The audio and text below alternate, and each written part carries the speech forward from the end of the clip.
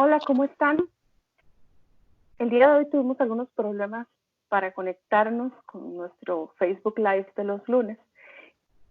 Entonces le pedí a la licenciada Ana Isabel Borbón que nos conectáramos por Skype posteriormente para no dejarlo sin el programa que teníamos planificado para hoy. El tema, como ustedes algunos lo pudieron ver, es sobre la caja del Seguro Social y las medidas que esta institución para apoyar a empresarios y profesionales ante el tema del COVID-19. Anita, muchas gracias por conectarte hasta ahora conmigo. Gracias, no, con mucho gusto. Yo lo primero que quería era preguntarte que cuáles eran los principales cambios que estábamos viendo que introdujo la caja con respecto a el COVID-19. Claro, les contaba en la tarde que la Junta Directiva de la Caja, en el artículo 21 de la sesión 9087 del 19 de marzo del 2020, aprobó una reducción de hasta un 25% de la base mínima contributiva vigente en el seguro de salud y en el seguro de pensiones. Esto por un plazo de hasta 3 meses, que empezaría a contar a partir de marzo, abril y mayo.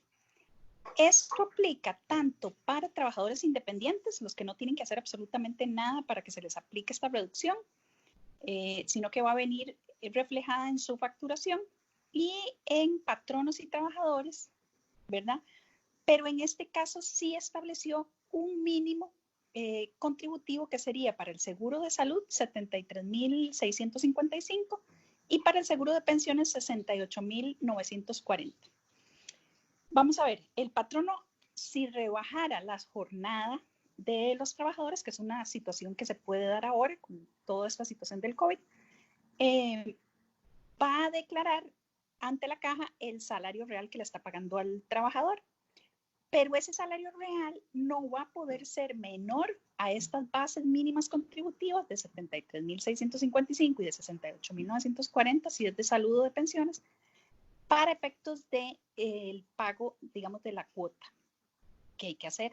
Entonces, básicamente esa es la maravillosa noticia que tenemos, ¿verdad? Los patronos, porque ya ahora podemos rebajar también la contribución a la caja. Muy bien, Anita. ¿Cuál es una de las preguntas que nos ha llegado?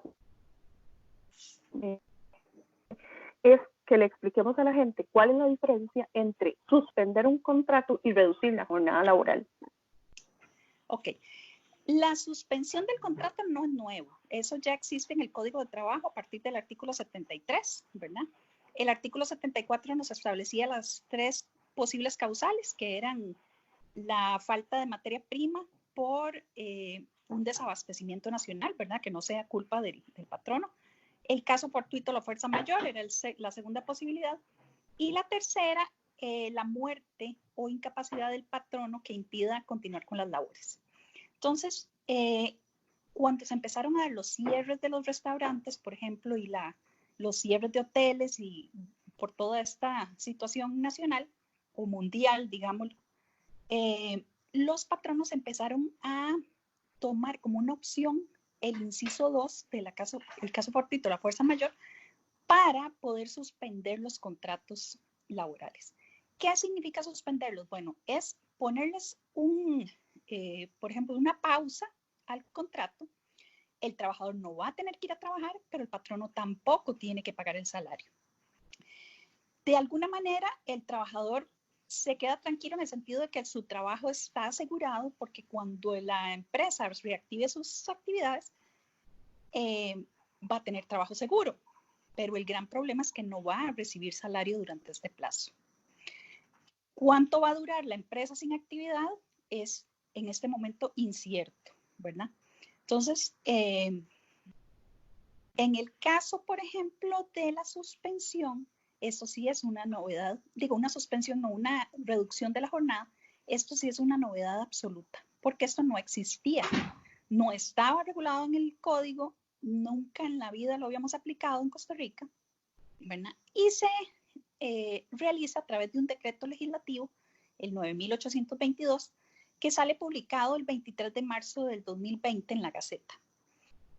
¿Qué es lo que regula esta reducción de jornada? Bueno, que si el patrono está teniendo una reducción en sus ganancias brutas de hasta un 20% en relación al mismo mes del año 2019, podría optar por la reducción de una jornada hasta un 50%. Y en ese tanto también una reducción en el salario del trabajador. ¿Cómo lo podría demostrar? Bueno, tiene varias opciones. Una es hacer una declaración jurada con la indicación de esta información, con una certificación de contador público, ¿verdad? Y demostrar ante el Ministerio de Trabajo que se está realizando la solicitud de reducción de jornada por esta situación, ¿verdad? Entonces vemos que hay una gran diferencia entre uno y otro. Claro, sí, bastante. Y eso me lleva a la siguiente pregunta. Si me han reducido la jornada, ¿qué pasa con las cargas sociales correspondientes a mi jornada? Era lo que hablábamos al inicio. Entonces, si ustedes recuerdan, antes si yo tenía un trabajador con trabajo parcial, o sea, con tiempo parcial, yo no podía pagar cargas sociales por un salario parcial. Tenía que pagar al menos sobre el mínimo establecido para esa función. En este momento no.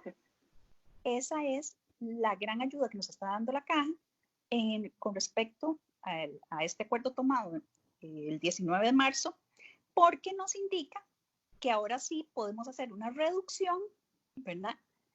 Pero siempre respetando los mínimos que te indiqué al inicio, ¿verdad? O sea, no podríamos pagar menos de esos montos establecidos. ¿Y qué pasa, por ejemplo, con las vacaciones? Si me redujeron la jornada o me suspendieron el contrato, la acumulación de vacaciones, ¿cómo funciona? Bueno, si se suspende el contrato, ese es un plazo igual que digamos que como si uno estuviera incapacitado, ¿verdad? Que se suspende ahí y eso no contabiliza. Contabiliza para efectos de antigüedad si te fueran a liquidar, pero no te contabilizan para efectos de sumar en vacaciones.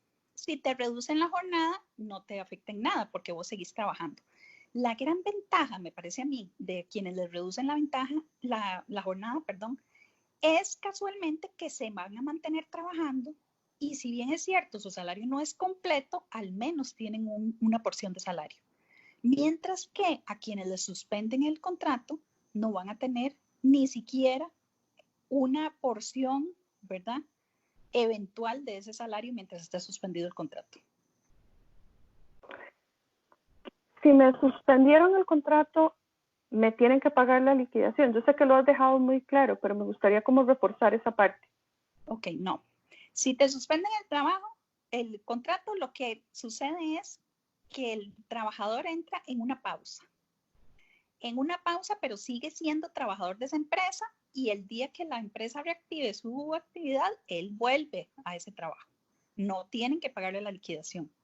Eso sería en el caso en el que ninguna de las dos situaciones se dé. Ni le suspenden el contrato, ni le rebajan la jornada, sino que le dicen que lo tienen que despedir. En ese caso sí tendrían que pagarle la liquidación completa.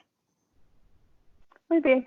Y para ir cerrando esta entrevista con vos, en el caso de los profesionales independientes, ¿ellos deben realizar algún trámite si hay de caja a caja, si tienen reducción de ingresos para la reducción de las cargas sociales?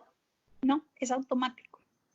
Automáticamente la caja hizo la reducción y ya los que somos trabajadores independientes ya pudimos ver que este mes, por ejemplo, venía el cobro de únicamente un 25% de lo reportado. Ya se ve reflejado sin hacer ninguna solicitud expresa. Perfecto. Anita, de verdad, de nuevo agradezco para poder atender estas dudas que hemos recibido. Agradecerles también a ustedes, los que nos están viendo, no se les olvide que pueden hacernos llegar sus consultas a info@actualidadtributaria.com y también nos pueden llamar al 2248-4822, eso sí, a partir del próximo lunes que regresamos ya a nuestras labores normales y corrientes. Muchísimas gracias, Anita, que pases muy buena noche y que descanses. Gracias, igualmente, para servirles.